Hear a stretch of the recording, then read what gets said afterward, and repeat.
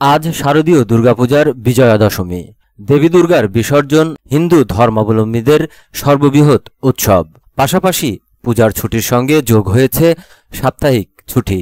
এই 4 দিনে ছুটিতে বৃষ্টি উপেক্ষা করে পর্যটকের পদচারণায় মুখর হয়ে উঠেছে কক্সবাজার সমুদ্র সৈকত।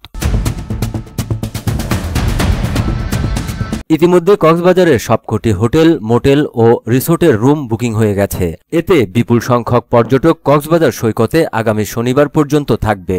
পর্যটন সংশ্লিষ্টরা বলছেন, কক্সবাজার শহরের 5 শতাধিক হোটেল, মোটেল ও রিসোর্টের 90% বেশি কক্ষ আগাম বুকিং রয়েছে। এদিকে পর্যটকদের উপস্থিতি লক্ষ্য করে স্থানীয় প্রশাসন ও আইন শৃঙ্খলা বাহিনীর সদস্যরা নিরাপত্তায় পর্যাপ্ত ব্যবস্থা নিয়েছে।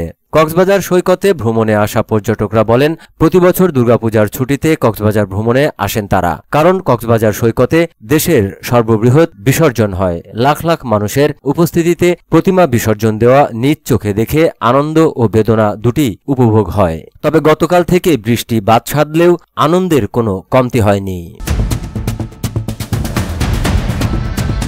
এদিকে পর্যটকদের আগমন নিয়ে হোটেল, মোটেল ও রিসোর্ট সহ বিভিন্ন পর্যটন সংশ্লিষ্ট ব্যবসায়ীরা বলছেন, এবার দুর্গাপূজার ছুটির সঙ্গে সাপ্তাহিক ছুটিও যোগ হওয়ায় হোটেলের শতভাগ কক্ষ বুকিং হয়ে গেছে। এবার ছুটিতে যেভাবে পর্যটকরা এসেছে তাতে অতীতের রেকর্ড ভেঙেছে।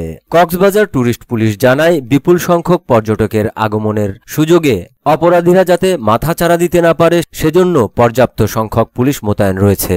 ট্যুরিস্ট পুলিশের পাশাপাশি র্যাব ও জেলা পুলিশ কাজ করছে। একই সঙ্গে জেলা প্রশাসনের আওতায় ম্যাজিস্ট্রেটদের সমন্বয়ে ভ্রাম্যমাণ আদালত কাজ করছে।